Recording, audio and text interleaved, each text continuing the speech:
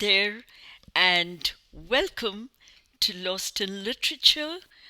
Um, so, Today I'm planning to take up um, argumentative essays. So, how do we go about writing it? When I looked at some of the past papers, I found the argumentative essay turning up time and again. It seems to be the next popular topic after the story writing one. Um, so today we'll take up a fun topic which will bring a smile to your face, especially if you are a 10th grader under a lot of pressure from your parents and teachers to do well. So, the topic is, should bunking classes be made legitimate? Wow, I can see you smiling. Yes, you heard it right. That's what we are going to work on today. So, how do we go around? How do we go about writing an argumentative essay? To begin with, um, you have to plan out 5 paragraphs. Okay, so one would be your opening paragraph, and you open it with a stunning line, or maybe a very straightforward declaration of what you're going to root for, whether you're going to support bunking or not bunking. So that would be your opening line. And then you could elaborate a little more on it with a couple of sentences and go right on to your second para, where you talk about the prevalence of it in most of the schools, and why it's happening, the need for it. And your third paragraph would basically be on the psychological basis for it. Okay, so that would be your third paragraph.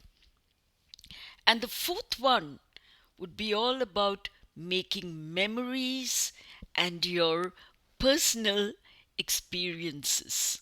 Okay?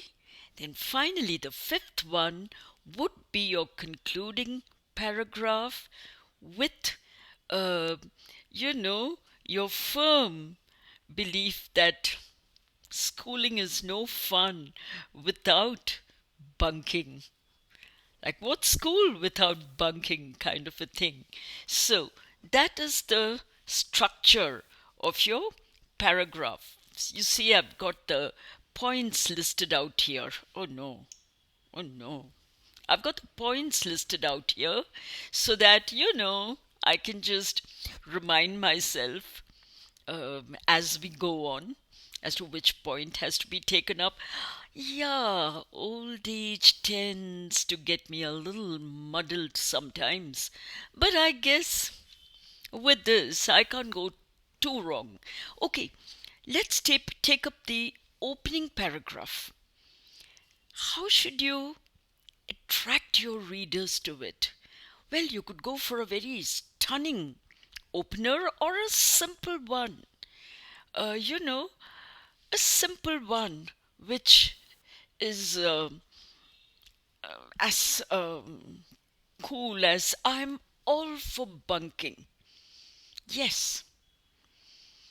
And then you elaborate by saying, in a teacher parent driven world, how bunking comes as a welcome respite, an escape from these authoritative figures in your life for just a few lovely moments.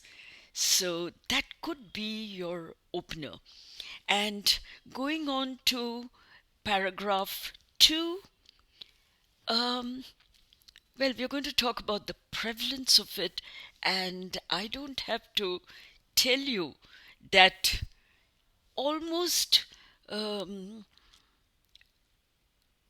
the schools, no, that would be too radical. Uh, Quite a number of schools have children who bunk classes or cut a class, as they call it. Why is this happening? Basically, because in the higher classes, one, there is so much pressure on you.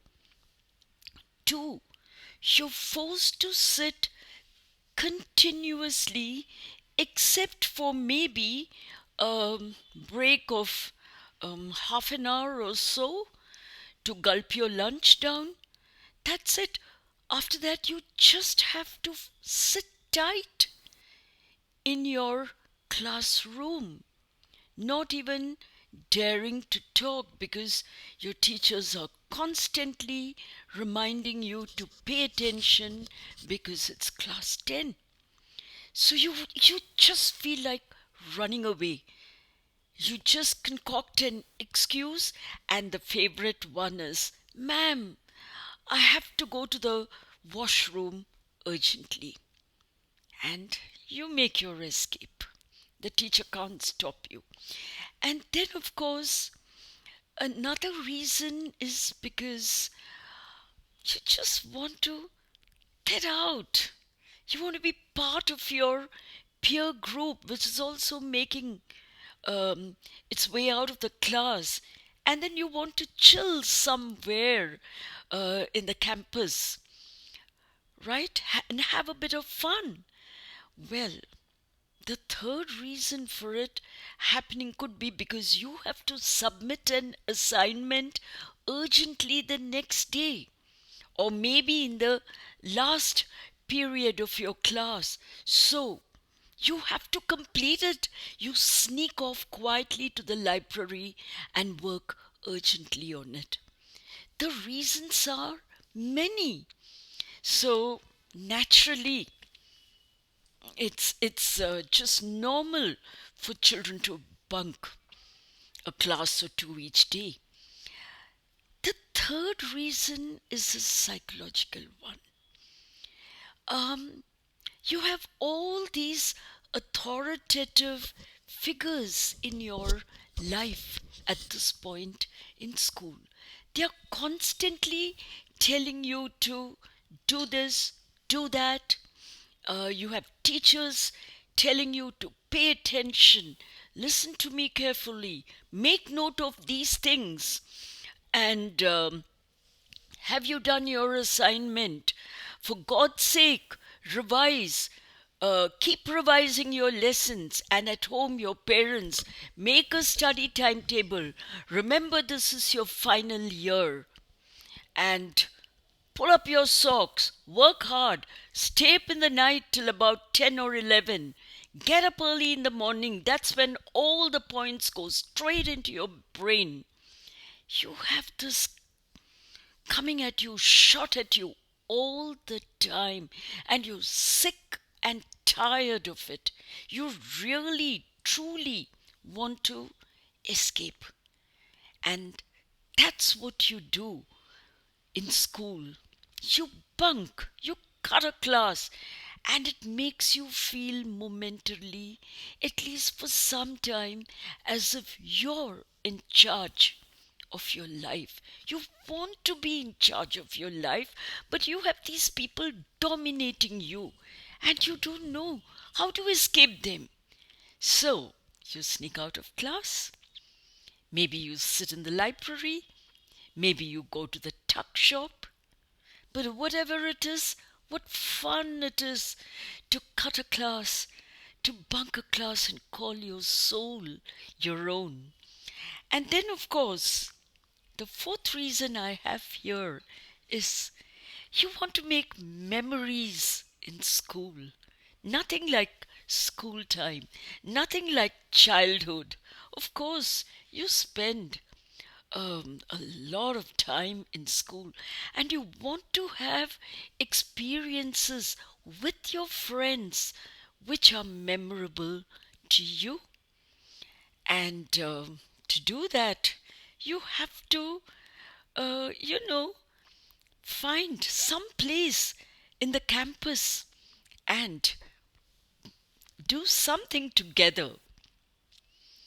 It may be something simple, it may be an activity you have planned, it just might be picking up Cokes, Coca Cola from your canteen and drinking it together. It could be anything. It could be just sitting around, throwing insults at your teachers. Oh my God, what a way to let off steam. And there you are imitating them, and so much laughter. So you could recount in this fourth paragraph something about these experiences, how you sat, behind the science block and, made a parody of your classes.